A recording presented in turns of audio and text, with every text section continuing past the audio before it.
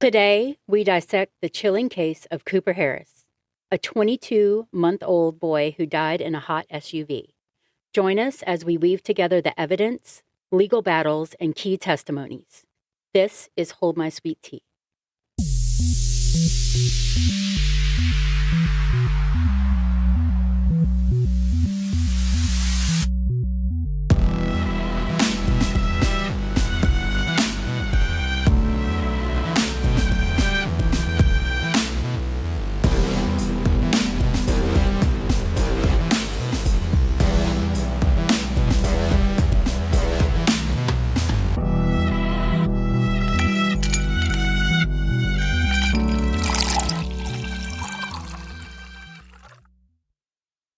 Pre-recorded from Louisiana. I'm Pearl. And I'm Holly. But actually, you're in Las Vegas when this episode drops. Truth. Yeah. I will be visiting with my mama. Oh, I love your mama. Yeah, she's so cute. She is. So be visiting with her. We're going to go see O. Ooh, nice. At the Bellagio. Nice. So she's like been harassing my sister to see this show for the longest. So, I mean, she went and saw the little Cirque du Soleil Beatles one and stuff like that. So she just loves these. Oh. Like, that's her favorite little thing to run around and see.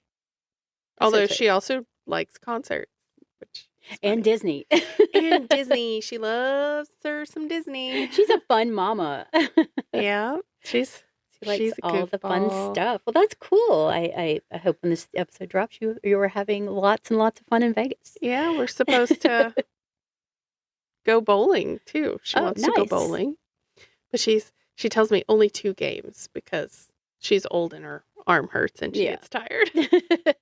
My arm can't take more than 2. Right. But my sister tells me when I tell her that mom wants to go bowling, she said, well, the last time she went bowling with us, she only played 1 game, so good luck on 2. She's working her way up to 2. Yeah, right. We'll see how it goes. Right. Then she also bought all the seasons of Yellowstone. Oh my goodness. On DVD. So she's like, you gotta watch this with me? Right. And I'm like, okay, we'll binge Yellowstone. Yeah, binge too. it, have some snacks. Absolutely. Hang out with your mama. I love me some Beth Dutton. So we'll go on and watch that. And I'll come back and tell you about all the people I took to the train station. There you go. I have a confession. I have never watched 1 episode of Yellowstone yet. I can tell you that I sheerly watch for Beth. Honestly. Right. There's no other way to put this, but her bitchness is amazing. Her bitchness matches your bitchness? It might a little. A little. She's a little more extreme than me. Oh yeah, for sure. I've seen some clips and stuff, so I kind of know like her character and how she is on the show and everything. But I've never watched it.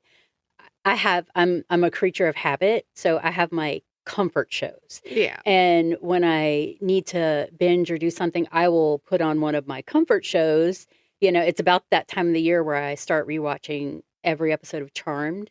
Oh, yeah. So, and then, there's like all these other comfort shows that I like or comfort movies. So I'm just a weird creature of habit. So introducing a new series in there, I have to be in the right like headspace and time space to like, yeah, I kind of gotta have nothing to do. Yeah. To watch something new because if I touch my phone, I won't hear a single thing that's happening. But with my comfort shows, I know everything that's going on. Plus, I can be on my phone. I can be working on episodes. I can be doing other stuff, and still catch the whole thing. Yeah, which is why I like them because I'm a multitasker. Yeah, I'm gonna bring my kind of sweet, kind of Beth Dutton T-shirt with me. There you go. You need to get your mama one too. Yeah, I do need to get her one. Yep. She'd wear the mess out of it. Exactly. Well, are we ready to jump into today's episode? Yeah, let's do it. Yeah. So this one, it's another one of those heavy ones, and I feel like I do a lot of these, and it's not because like it's a lot of children in my episodes, but I am bringing awareness of what not to do with your children, because I absolutely love children, and it breaks my heart every time I read one of these or see a documentary on one, and I'm like, how do people do things like They're this? so defenseless. I think that's why They it are. hurts so much more. Yeah, and like I want to be have people be aware. Don't let your 10-year-old go with strangers. Don't send them asking for cigarettes. Right, send them for asking for cigarettes and all this stuff. Like, and don't let them play on porches or yards with puppies. Speaking of, I was just watching that Hulu documentary I told you about the missing children in Atlanta, Georgia. Oh yeah, and a lot of it began with, well, I sent him to the store to get me a pack of cigarettes. And I'm like, no. Or I sent my child to the store with a list of groceries. And then the people in the store know your kid because they've been in there a million times alone. And I'm just like, are you kidding me? Yeah. I mean, and back in the 80s, it was a common thing. I mean, you went to the store and you got stuff for your parents if you lived close enough to a store. Yeah, I'm not going to lie. When I was little and we lived in Phoenix. Yeah. There were several times that I got money from my parents, stuck my 2-year-old stepbrother in a stroller, and here I am, like 10 years old, pushing a stroller with my 2-year-old stepbrother and Voldemort. From the previous episode. My brother Voldemort, who's a year and a half younger than me, and we're walking. I mean, I guess, at least in that case, I had another child like that was 9 years old, so we're like close in age, probably less likely they're going to try to fight us all, but still, I mean, we were loading him up in a stroller and walking, like, I don't even remember how many blocks to Taco Bell. So I remember, like, I was probably about 10 years old visiting my cousins and stuff in California, and here we are, like, running around Fresno barefoot in the middle of summer, trying not to burn our feet, and like just running wild, that whole that summer while I was there. And I'm like thinking, God, we could have been kidnapped. We could have been all this stuff. So like, that's why I'm doing a lot of these stories, because I want to bring awareness of what not to do. Yeah. With and your children. Just for clarification's sake, so my Voldemort brother doesn't get too upset with his name, his new nickname. I love it. He's totally not evil. He picks on us like insanely. Yeah, but he's a really good-hearted person. He really is. He's a very big-hearted, kind person. He just looks like Voldemort. Not really, but not really. I'm just picking on him. All right, so let's jump into today's case. It is the case of Cooper Harris. So on June 18th of 2014 in Atlanta, Georgia, Cooper's father, Justin Ross Harris, had taken his son to breakfast that morning.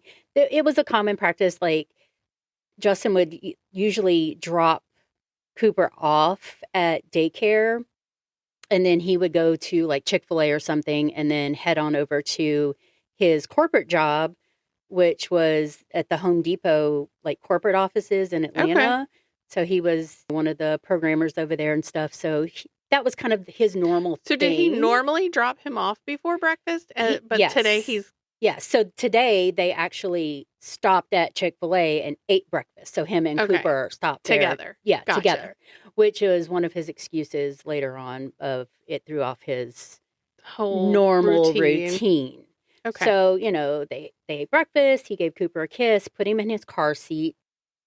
And he was, supposed to drop him off at daycare.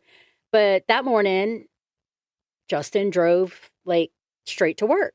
From Chick-fil-A? Like he normally does. So, you can see his maybe side of the story and everything of what he did. So, he parked his SUV, got out of his vehicle, and he said that he forgot Cooper inside, that he was actually inside. In the sweltering 90-degree heat, and I can only imagine it's probably about the same as it is here. When it's 90 degrees out there, it's probably 120 in your car. Yeah, yikes. Yeah. He left Cooper strapped in his rear-facing car seat and went into work. So hours later, it was reported that a frantic Harris pulled into a shopping center seeking help, and Cooper was dead in his car seat due to hyperthermia, which is not to be confused with hypothermia, which is freezing to death. Yeah, so he was in the car for how long? 7 hours. 7 hours. Yeah. In sweltering weather. Oh, in my sweltering God, weather. That poor baby. And like some of the, symptoms of hyperthermia are heat cramps, coarse dehydration, heat stroke. So that baby went through it. Oh yeah, definitely. He suffered. Yeah. Big for time. Sure. Big time. When the police had arrived on the scene, the investigation began immediately, of course. And obviously detectives focused on Harris. His story and the evidence were not adding up. Detectives then had pulled the surveillance footage from the corporate building, which showed Harris returning to his vehicle a few hours later after he had went into work. And during his lunch break, he had purchased some light bulbs, and he put the bag of bulbs in his car, shut the door. Did he drive his car to go get the light bulbs? He went to lunch with a friend, quote unquote, friend of his, which was a woman. Yeah. And he stopped by the Home Depot store that was nearby, picked up some light bulbs. She dropped him back off, and he put the light bulbs in the front seat, shut the door, still didn't realize that his son was in the car. I'm saying by this point, something in your brain would have triggered and went, oh my gosh, shit, yeah. My kid's in the car. Not to mention that, so he's been in this car or out to the car twice now?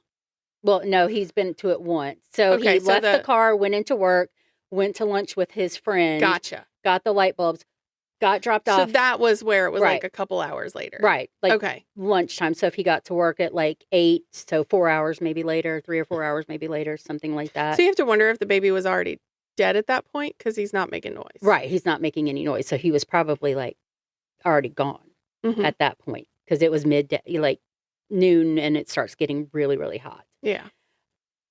So this is where things get even weirder than him stopping by his SUV, which was pulled straight in. So I would think he would have to go past the back of it, but I don't know which way he came toward the vehicle at. Mm-hmm. It was in a parking lot, so I don't know which way, if he came from the front of it, he approached, right? Or the back. So I would think he would see him. He would see the car seat. Something would trigger his memory, but I'm not him, so can't say. So like I said, this is where things kind of get a little weirder. Further investigation of Harris's online searches brought forth some disturbing details. Detective Phil Stoddard testified that Harris had researched online how long and at what temperature it would take to die in a hot car. Yeah, like why would you research that? Also, he visited websites advocating a child-free lifestyle. Yeah, but that wasn't all. You would think, wow. I mean, doesn't this baby have a mama? Just leave the mama. Yeah, here's your kid. We're going to get to her in a minute. Oh, great. Can't wait. So, that wasn't all that they found on his online searches and his phone. Law enforcement discovered multiple text messages containing lewd and unsettling content. Harris was exchanging sexually explicit text, nude images, sexting, all this stuff with multiple women, including at least one minor, while his son was in the SUV dying. Oh my God. You nasty. Yeah, exactly. Prosecutors argued Harris intentionally killed his son to escape family responsibilities and to pursue his affairs. I think prosecution knows what they're talking about, you know? Sounds like it. Yeah. The prosecution painted a picture of a man living a double life, obsessed with online encounters. They argued his lunchtime return to the vehicle proved that he knew Cooper was inside. He wanted to confirm that he was dead without confirming that he was dead. So later on, he could like, oh my God, my son, somebody help me type deal, you know, so he could overreact. And the light bulbs were an excuse to approach the vehicle after his lunch with his friend. This brings us to your question. Where was Cooper's mother? So Leanna Taylor, Cooper's mother, said she knew something was wrong when she went to pick up Cooper at his daycare that evening. You think? No kidding. Right? Yeah, your baby didn't get dropped off? Right. So the daycare teacher informed her that Cooper was never dropped off that morning. She's like, huh? What do you mean? I mean, immediately I would be calling the dad and be like, exactly. Where's Cooper? Why did you not drop our kid off today? Is he with you? What's going on? Exactly. Did you pick him up? Did something happen? Did you go on home and not go to work Did you today? not work? Yeah. Yeah. So she said she was trying to make sense of the situation. She said, well, maybe Ross left him at home, or Justin, his last name's Ross. Ross left him at home, like, maybe he just forgot to take him to daycare. So that's no better than leaving him in your car. You're going to leave your 22-month-old baby home alone all day? But at least if he was home, he'd probably be alive. Yeah, he'd probably be alive, but still. That's but she said that, you know, he could be a forgetful person sometimes. You're excusing your husband for, like, not dropping your kid off at daycare. Taylor said she felt numb. I'm going to tell you. I didn't feel numb. I'm going to tell you, my son, when he was in elementary school, I got the robocall saying that your son didn't show up to school today. Knowing that I put him on the bus that morning, my entire body sank down into my toes. And I went into frenzy mode calling. I didn't go numb. No. Like, you get frantic. Yeah. You start freaking out. Yeah, you don't go numb at all. Maybe numb is what you feel after the fact of all what you're finding out, but, like, you know. Well, let me tell you, if I found out all of that, there would be 2 crimes. Yeah. Oh, absolutely. Absolutely. So detectives were like suspicious of Taylor because they thought her reactions that day were strange. She had told daycare workers that, well, Ross must have left him in the car. She told the daycare workers that. So she basically just told on him. Yeah. So, and detectives said she seemed unemotional when she was told that Cooper was actually dead. She's numb. Yeah, remember? She was numb. She's numb. I'm just numb. No, that's not how you act. I would have, like... She dumb? Yeah, she dumb, not numb.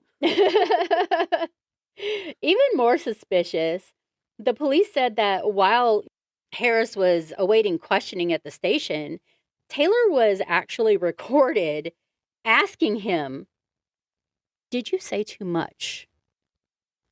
Ah, so basically this was a co-conspiracy to kill their kid and have a child-free lifestyle. That's the way it seems. There's absolutely. This little thing called adoption. Mm-hmm. He's not that old. I'm sure his grandparents would have kept him. Right. Somebody would have taken him if you didn't want him. Be like, look, I'm having terrible thoughts and I need you to take my baby. This makes me think of the whole Casey Anthony thing. Like, you could have just gave Kaylee to your parents. Yeah. But we're not going to get into that rabbit hole. I know that's such a rabbit hole because there's people who think her parents had something to do with it too. Mm-hmm. And I'm just like, no. Either way, there is a place to bring your children. Yeah. There are people who can't have babies who would very much love to have your baby. Absolutely. Absolutely. Good people. They're not all terrible like some of the horror stories you hear. But I mean, obviously, horror stories get pregnant and have babies. So there you go. So, she like was recorded saying this stuff. And I'm like, there's evidence here that is recorded and it's there. But later at Cooper's funeral, eyewitnesses reported that she seemed unemotional again and told people that Cooper was just in a better place. I the story just does not sit right with me, especially when we get more into it. So it's already bad enough. So Taylor, when you say stuff like that, I get like, exactly. I like have to fight back the I want to punch her emotions. Right. I was like, it makes me angry. Like, where are these people at? Georgia. Let me go to Georgia. Right. I'm like... So Taylor was never arrested. She was never charged in the case. She said she was just acting that way because she was trying to process what had happened. I'm sorry, Taylor. No, you just proved a bunch of times that you were involved and you knew exactly what had happened before it even happened. Exactly. And I don't know if that's what she sounds like, but that's what I think she sounds like. Well, holy crap. She just got away with being part of a plan to murder her child. Yep. But wait, there's more. So due to the intense media attention, and I remember when this story came out, I remember hearing about it and everything, and everybody was just like flipping out. As they should. Right. So they moved the trial from Cobb County to Brunswick, Georgia, and Glenn County, so they could get more of a fair jury thing and all that stuff. So during the trial, the defense countered they were claiming that it was a tragic accident, a moment of forgetfulness. They said, oh, he loved Cooper. This was a terrible unintentional mistake. It didn't sound like a terrible unintentional mistake to me. Like, not when you bring up that search history and the search history, her words, and the stuff she said, the unemotionalness of really both of them, and the sheer fact that you've been back to your car and didn't even notice. Because I'm gonna tell you right now, if that baby were already passed, I can't help but think it's got to smell a little bit already, right? Because it's hot. Well, even the smell of sweat. Hot, the heat, the sweat smell. He probably lost control of his bowels. Yes, those things. Hot, stank, poo, and sweat. Yeah, I can't imagine your car smells normal. And even though you might have stuck your face in there, when you open that door, and let me tell you, when the southern heat hits you in the face, right, you smell everything and you feel everything. It flies out that door when you open it. It's like opening a hot oven. You don't have to stick your head in there. Exactly. I literally open my door during the summer and step back because I'm like, let it out. Yep. Step back, let it out a little bit so it cools down a little bit because it's hot. So Leanna Taylor, Cooper's mother, and Harris's then wife initially supported him. She testified, "It never crossed my mind he did it on purpose. It was an accident." She expressed that Harris was a loving father. Like she defended him and all this stuff.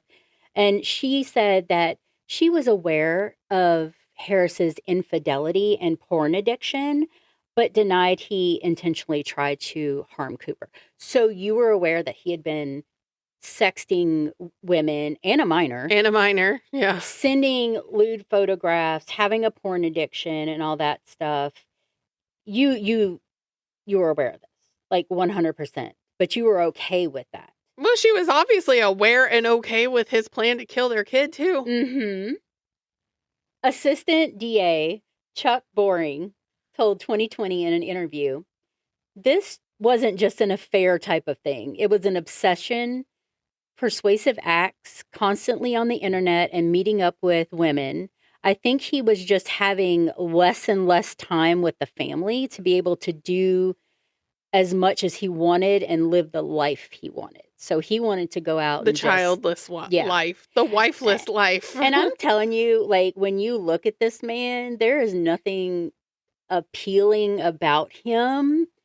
He looks like he has a round, like, preteen face on an adult body. A creepy creeperton looking person. Yeah. Where you can tell he's probably talking to minors on the internet? Yes, very much so. But the jury found Harris guilty on 8 counts, including malice murder for death, of Cooper and charges relating to sex crimes against a child. He received a life sentence without parole. But wait, there's more. So the legal battle was far from over. In 2022, the Georgia Supreme Court overturned the murder conviction. They ruled that the evidence of Harris's extramarital affairs had unfairly prejudiced the jury. Hell no. His search history is what I'm leaning on. How did I don't care what else he did. I'm telling you right yeah. now, he looked this up. He was planning to kill his kid. End of story. Right. There's no like, oh, he was unfairly like judged or whatever because he was sexting women and sending these photos and underage girls. No, that just adds to the mountain of stuff. That just proves he's even more of a bad person. Mm-hmm. Absolutely. Although the worst thing he's done is what he did to his baby. Right. Like, let him go do whatever. And the minor, yeah. Like, the child portions of his crimes are the worst.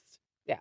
So, including the court, however, upheld the convictions related to sexual exploitation of a child. Harris was sentenced to 12 years for those charges, 10 years for attempting to commit sexual exploitation of a child, and 1 year for each of the 2 counts of distribution of lewd materials to a minor, a.k.a. pictures of his junk. Mm-hmm. Ugh. This case makes my head hurt. Leanna Taylor's testimony was a key point of contention. While initially supportive, she later expressed that Harris destroyed her life. This was after she defended him, and then she decided, I'm going to get a divorce. He destroyed my life. Well, you know that in most places, if you're the spouse of someone who committed a crime, they cannot make you testify. Right. And that's... So, obviously, she was... I feel like it's the reason they do that is because they fully expect you to be supportive and defensive and try to make it sound like you didn't do it. Yeah, blah, blah, blah, yeah. So then she divorced him and was like, oh, he destroyed my life. And this is again where that Casey Anthony video that just dropped on TikTok comes in. Since then, she's become an advocate for forgotten baby syndrome. Like, you literally knew about it. Ugh. She expressed, people don't believe it can happen to them, and that's putting children in danger. You literally knew. But you knew. Right. I mean, you accidentally expressed how you knew more than one time. You asked him, did you say too much? No, you were recorded saying that. And I'm trying to watch my mouth right now because words want to fly. And saying to the daycare workers, oh, he probably left him in the car. Yes. Like nonchalant. That's what it sounded to me. Like nonchalantly said, oh, he probably left him in the car. Like, it's not a big deal. No, that's a major deal. Right. And I'm numb. No, you're not numb. You're dumb. Yeah. Again, you don't. Right, you don't. So the prosecution argued that Harris's research and online activity, combined with his actions that day, demonstrated intent. Well, duh. Yeah. They pointed to the sheer unlikelihood of forgetting a child in a car for 7 hours, especially with his lunchtime return, just like we said. Yeah, that's a long time to forget. Like, at some point, something would pop into your head. Because I leave... You don't think of your kid throughout the day? At all. I leave my jacket in the car, and I'm like, I know I brought my jacket to work. Where did I put my jacket? Oh, it's in the car. Right. Guess what? It's probably been 30 minutes. I have a young adult. And I still, multiple times during the day, if he doesn't answer me within like an hour, I'm like, are you okay? What year was this again? It was 2016. They didn't have those backseat alarms yet. No, it's 2014. I'm sorry. Yeah. So yeah, that was when like it took place, but no, they didn't have the backseat alarms or anything. So the defense had argued that Harris suffered from forgotten baby syndrome. Oh, let's put that in there. A psychological phenomenon where parents forget their children in vehicles due to routine changes and stress. They emphasized his love for Cooper and the lack of concrete evidence providing malice. He literally looked this stuff up. Yeah. Again. He searched it. How hot, how long, child-free life. let me go sex some women, And children. Ugh. So, in a turn of events, on Father's Day in June 2022, Justin Harris was released from state prison for the sex crimes against a child after serving so many years. And then he was transferred back to Cobb County Jail, where he served the remaining part of his sentence. He was released in June of 2024, so just last year. This case raised profound questions. Can a parent truly forget their child? How does online behavior factor into criminal intent? And was justice served? The only thing I can say about his online activity is I'm sure it was pretty occupying and distracting. Mm-hmm. Oh, yeah. And could have fed the forgetfulness because he was focused so on wrapped up in texting someone. Still not excusable. When you went back to your car. Yeah. After your little lunchtime rendezvous with whoever that was. Yeah. Yeah. Yeah. Because based on his other behavior, I highly doubt it was as innocent as it seems. Exactly. So according to data from advocacy group Kids in Car Safety, on average, 38 children die each year from heat stroke inside of a vehicle. Over the last 3 decades, more than 1,000 children have died in these incidents. To report suspected child abuse, including cases related to forgotten baby syndrome, if you see a child in a car, especially one trapped in a car seat or whatever, even if it's not in the winter, or in the summer, even if it's in the winter, call 911. Let me tell you, if I see a baby trapped in a car, I'm checking the door to see if it's unlocked, 1, or left in a car. 2, while I'm dialing 911, I'm breaking this person's window. Exactly. And if that on child, the other side, and if that I'm not going to hurt child the baby. seems sweaty and hot, get them somewhere cool, get the water on them, get them cooled down and everything, because don't just sit there and go, I don't know what to do. There will not be a hesitation. I will not be waiting for the police to get there. I will be telling 911, just so we're clear, I'm busting this window. Yep. And that goes for dogs too. Yeah. And cats or whatever else is in there. I will leave my dogs in the car while I go in the store. But you leave your car running with the AC. Yes, I leave my car on with the air running. And it's usually just for something super quick. Mm-hmm. I will never take my dogs, if I have a full-on grocery thing. I'm if I'm going to grab a gallon of milk, I'm locking you in the car. I'll be right back. And then and my little frou-frou sits there on the middle console and watches all the people walk around. Mm-hmm. And then gets excited when I come back in 5 minutes. Right. But she's in an air-conditioned car. She's okay. Mm-hmm. Nothing's wrong. But I see a million times where cars are locked and windows are an inch barely cracked. Yeah. And this dog's in there panting. Right, with his tongue hanging out the window, drool trying to get everywhere. Yeah. And and their face is up against the crack. Yep. Yeah. And then I'm calling 911 and I'm breaking their window. And be I just broke this person's window. Their animal was inside, or their child. But yeah, if there's a child, absolutely break that. Yeah, break that window. I'm going around the other side in the front, and I'm breaking that window, and I'm unlocking the door. Absolutely. So, just raising awareness again, what not to do. But yeah, don't leave your kids in the car. Yep, absolutely. My backseat alarm goes off all the time because I have stuff in my backseat, and I'm like, shh. It can stay. It doesn't breathe. It's fine. It's all right. But I don't turn it off because I feel like that would be silly of me because I will tell you, my kids are grown. Mm-hmm.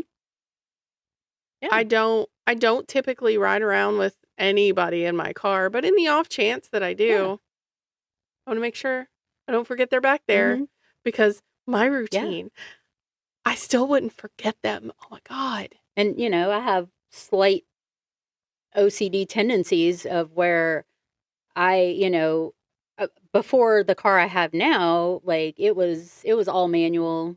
Yeah, you had a and routine everything of unlock and so locking. I had a routine of locking and locking, checking every door and everything. So I am aware of what's in my car. Now I have the little button thing, and I still automatically just check things, make sure there's nothing of value sitting around just because of areas that we live in.